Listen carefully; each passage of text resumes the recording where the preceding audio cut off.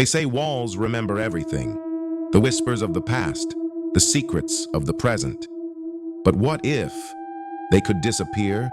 It started as a harmless experiment, an architect's dream, a scientist's obsession. But what they uncovered was not just an anomaly of space. It was something far more sinister. This is the terrifying true story of the Vanishing Rooms phenomenon, where people step in and never step out. Dr. Elliot Grayson was no ordinary scientist. He had spent years chasing shadows, seeking out the unseen. His specialty? Space.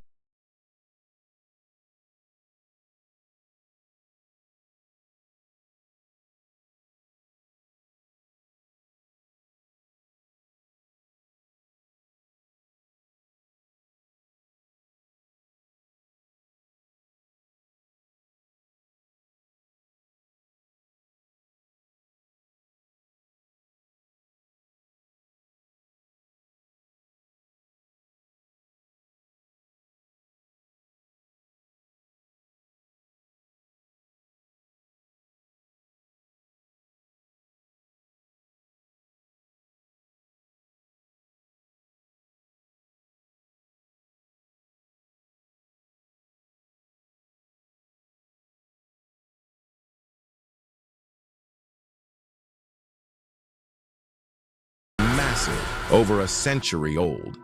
But then workers started quitting. They spoke of doors leading to nowhere, hallways that looped back on themselves, rooms that appeared only at night. And one worker, Charlie Hammond, went missing inside the hotel. No one had seen him leave. His tools were found in an unfinished hallway, his phone still recording, but with nothing on the footage except the sound of static. Victor needed answers. And Elliot? He needed proof. He packed his equipment, infrared cameras, motion detectors, electromagnetic field sensors, and drove 6 hours into the fog-choked countryside. The hotel loomed in the distance, a monstrous thing of stone and rot, its facade weathered by time. The windows, dark and vacant, stared back at him like hollow eyes. The front doors, warped and swollen, creaked as Victor led him inside. Inside, the air smelled of mildew and something else, something foul, the scent of damp wood and decay.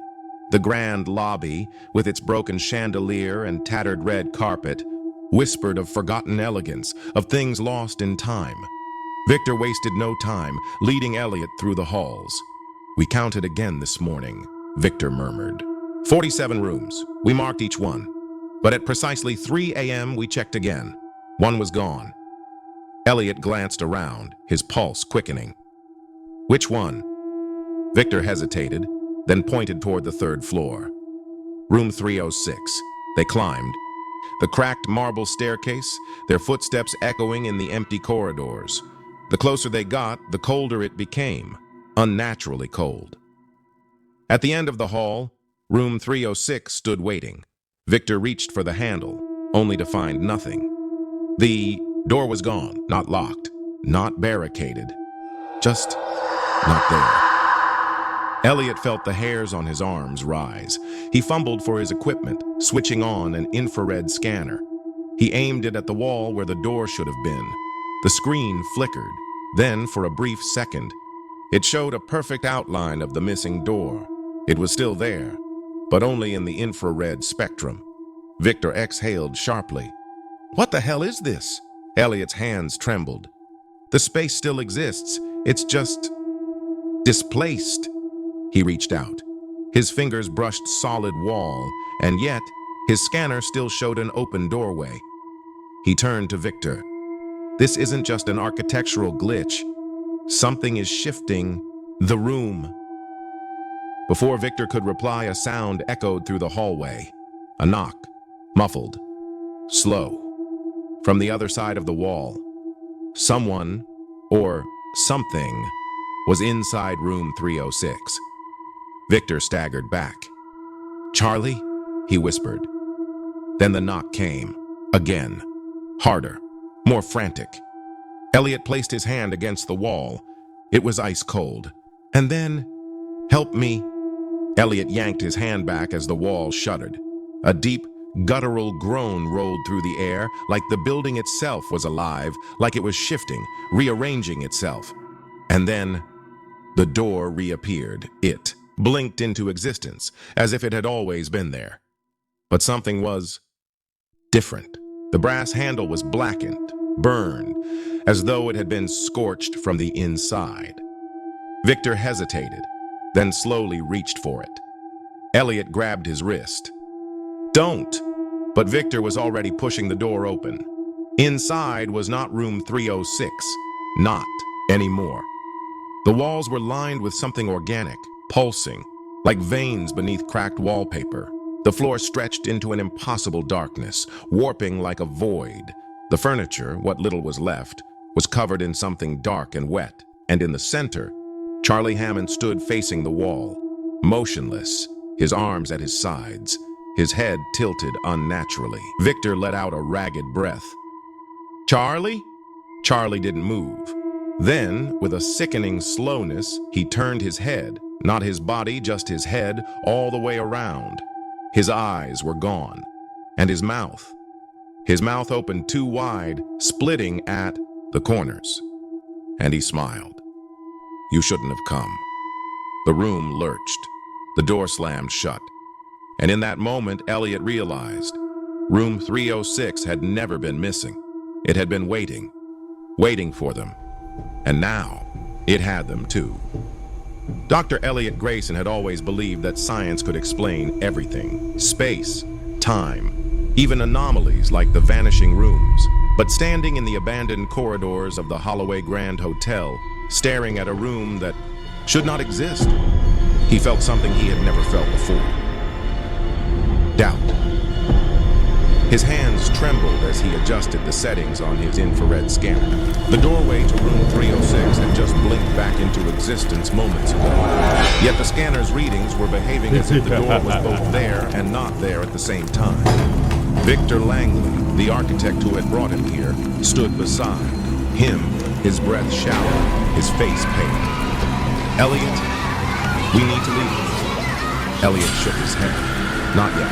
He had spent his entire career chasing theories, watching skeptics laugh him out of conference halls. This was proof.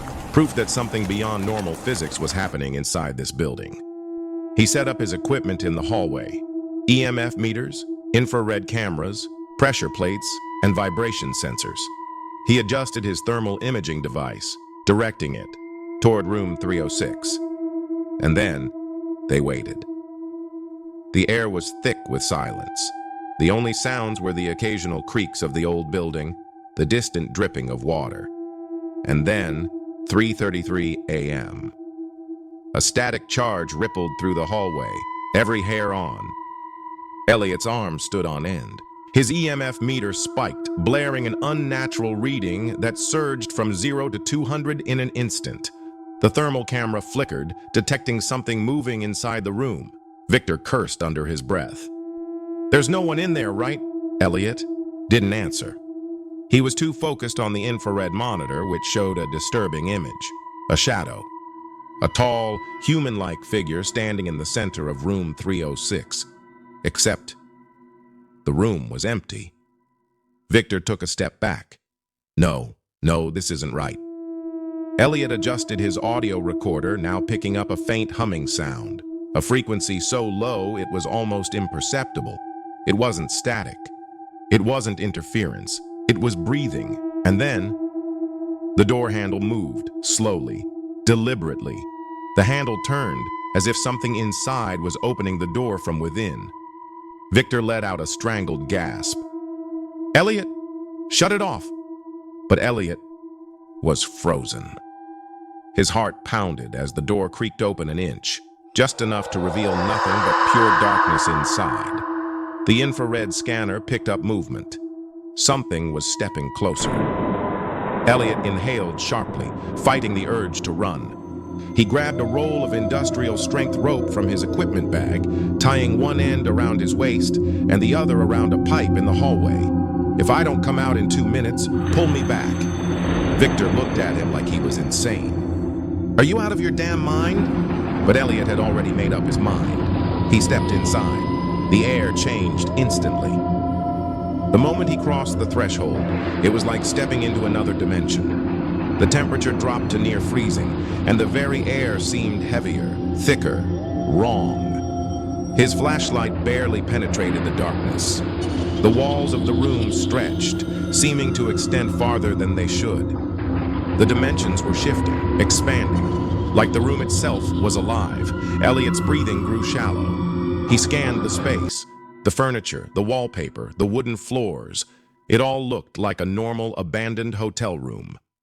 But the EMF meter in his hand was still blaring red, the temperature plummeting. Then he saw it, the mirror. It hung on the wall directly across from the door, an old, dust-covered thing. But in its reflection, the room looked different. The furniture was pristine, the wallpaper was new, and someone was standing behind him. Elliot spun around. Nothing. He turned back to the mirror, heart hammering. The figure in the reflection was closer now. A tall, faceless silhouette, its head tilting unnaturally. Then, in a voice that was neither a whisper nor a scream, it spoke. "You were not supposed to find this place." Elliot staggered back, gripping the rope around his waist. His hands were numb, his mind racing. Time to go. He turned, sprinting for the door. But it was gone. A solid wall stood where the doorway had been. The exit had vanished. Panic flooded his veins. He reached for the rope, yanking it with all his strength. Outside, Victor saw the rope go taut. Something was pulling Elliot back inside. "Elliot!" Victor grabbed the rope, pulling with all his might. The force on the other end was immense, as if something inside the room was holding on to him. Elliot's feet lifted off the ground. He was being dragged backwards, through the mirror. "No, no!" Elliot clawed at the floor, his fingers scraping against the wood as the darkness in the reflection began swallowing him whole. Victor screamed, using every ounce of strength to pull him back. And suddenly, the door reappeared. The force released Elliot in an instant. He tumbled forward, landing hard on the hallway floor. Victor stumbled back, gasping, as the door to room 306 slammed, shut on its own. Elliot lay there, panting. He turned back to the door. The handle was melted, scorched black. And worse, the mirror was gone. There was only empty wall where it had been. Victor pulled Elliot to his feet, his voice shaking. "We are never speaking about this again." Elliot didn't argue. They grabbed their equipment and left. But as they reached the exit of the hotel, Elliot glanced back one last time. Room 306's door was still there, waiting, and just for a moment, he swore he saw a reflection staring back at him from the darkness.